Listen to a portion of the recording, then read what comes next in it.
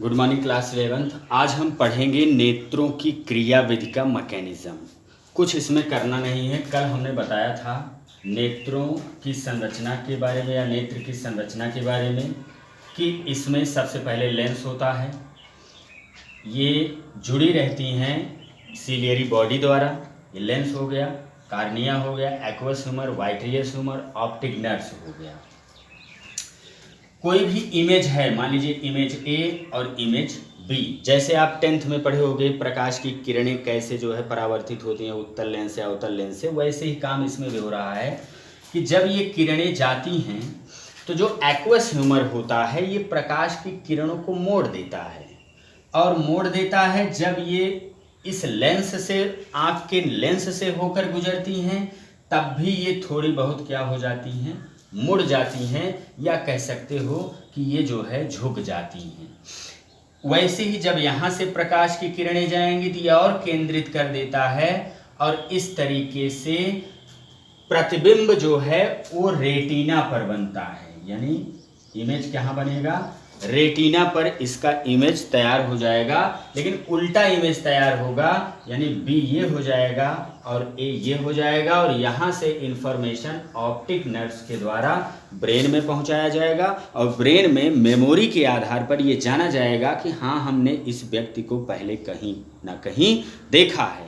तो इमेज बनाने का काम, यानी इमेज जो बनता है रेटिना पर, वो याद रखना उल्टा इमेज बनता है। किसी भी वस्तु का रेटिना पर कैमरे की भांति उल्टा इमेज बनता है। अगर लाइट जो है कम है, डिम लाइट है, तो हमने बताया था प्यूपिल का डायलेशन अधिक हो जाता है, यानी फोकस दूरी का एडजस्टमेंट होता है प्रतिबिंब ताकि सही रूप से बन सके। अगर जो है मान लीजिए वस्तु कोई नज़दीक आ गई है तो नज़दीक आने पर ये लेंस जो है वो ऐसे चपटा हो जाता है, मोटा, इस तरीके से ऐसे हो जाता है।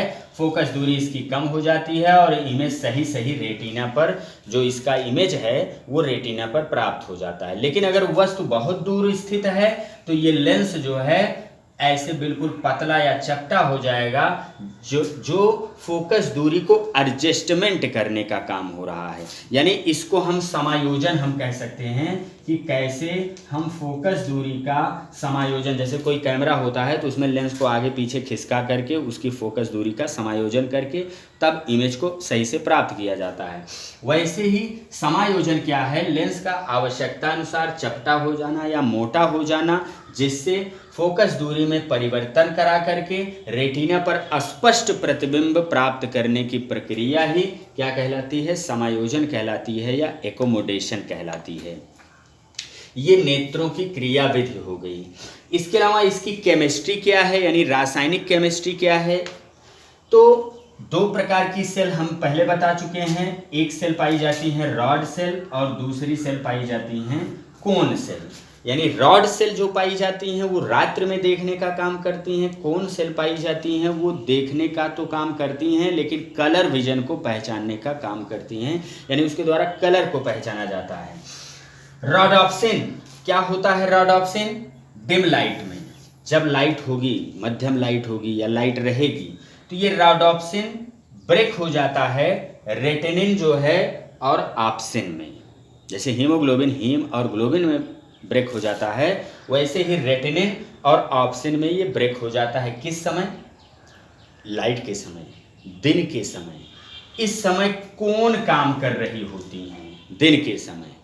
लेकिन जब रात्रि का समय होता है तो कौन सेल का काम बंद और तुरंत ही रेटिनिन और ऑप्सिन दोनों आपस में जुड़ करके फिर से क्या बना लेते हैं, रॉडॉप्सिन बना लेते हैं। विटामिन ए भी इसमें लगता है, रॉडॉप्सिन बना लेते हैं और डार्क में हमें रॉडॉप्सिन की सहायता से ब्लैक एंड व्हाइट दिखाई देता है। यही रॉडॉप्सिन जब नहीं बन पाता है तो जो लेंस होता है कभी कभी जब अपारदर्शी हो जाता है या रॉडॉप्सिन नहीं बन पाता है तो रात्रि में नहीं दिखाई देता है, तो इसी को हम रतौंधी कहते हैं। ग्लूकोमा रोग हमने बताया था कि प्रेशर पड़ता है इसी द्रव के कारण जिससे रेटिना क्षतिग्रस्त हो जाती हैं, इसको हम ग्लूकोमा कहते हैं। मसल्स जो पेशियां होती हैं, मसल्स उस मसल्स में हमने बताया था कि आई बॉल है, आई बॉल से रेक्टस मसल, 4 रेक्टस मसल्स और 2 ऑब्लिक्यू मसल्स कनेक्ट होती हैं। तो अगर मान लीजिए रेक्टस मसल्स हल्का तिरछी कनेक्ट हो गई हैं तो भेंगापन हो जाता है, यानी ऐसा दिखाई देगा कि एक आंख से उधर व्यक्ति देख रहा है, एक आंख से उधर व्यक्ति देख रहा है, यानी भेंगापन उसको बोलते हैं। तो ये रोडोप्सिन का संश्लेषण जब होता है रात्रि में होता है, इसी कारण से अचानक उजाले से अंधेरे में जब हम जाते हैं तो हमें तुरंत नहीं दिखाई देता, क्योंकि जब हम उजाले में रहते हैं तो ये रेटिनिन और ऑप्सिन विखंडित हुआ रहता है, उस समय कोन सेल का काम चल रहा होता है। लेकिन जैसे ही हम अंधेरे में जाते हैं रेटिनिन और ऑप्सिन दोनों आपस में जुड़ जाते हैं और बनाते हैं रोडोप्सिन। इस बनने में थोड़ा 1 आध मिनट समय लगता है, यही कारण है कि उजाले से अंधेरे में अचानक जाने पर थोड़ी समय बाद हमें क्लियर दिखाई देने लगता है, क्योंकि रेटिनिन और ऑप्सिन बनने में समय लगता है और रोडोप्सिन जब फिर से बन जाता है तो हम अंधेरे या रात्रि में क्लियर रूप से देखते रहते हैं।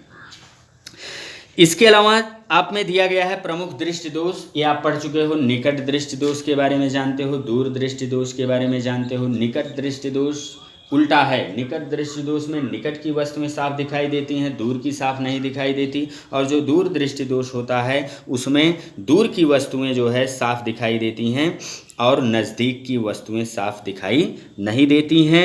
और यही इतना इसमें कुछ विशेषताएं हैं। जो अवतल लेंस होता है निकट दृष्टि दोष के लिए, दूर दृष्टि दोष के लिए उत्तल लेंस होता है। ये इतनी संरचना नेत्रों की क्रियाविधि है। अब कल हम थोड़ा सा गंधग्राही संवेदांग बताएंगे, माउल्टिंग बताएंगे। कल ये चैप्टर जो है पूरा तंत्र के नियंत्रण समाप्त हो जाएगा। Thank you.